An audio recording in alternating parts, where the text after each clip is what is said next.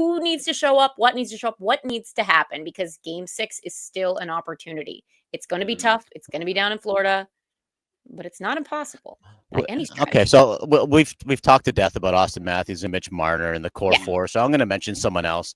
At the trade deadline, the Leafs went out and gave up a first-round pick as well as highly, touted prospect in Grebenkin to the Philadelphia Flyers for Scott Laughton.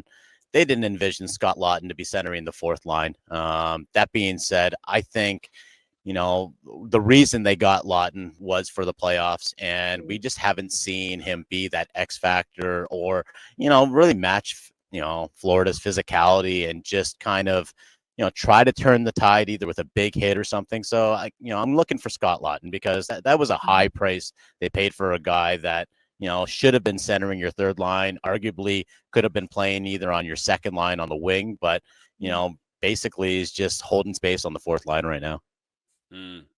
Maybe they should try him on the second line. Who knows? On the wing. One player that I think needs to step up is Morgan Rielly. And we've seen him chip in some pretty important offense earlier in the playoffs and even earlier in this series. But it just feels like his defensive awareness has gone out the window in the past year or two.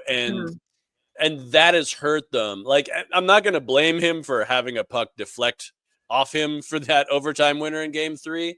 But there just seems to be a lot of situations where it's like, where are you going? Or it's like, why didn't you see that guy? And I don't think he's alone. I think we've seen that a little bit. And again, maybe it's just a credit to the Florida Panthers and the pressure that they put on in the offensive zone.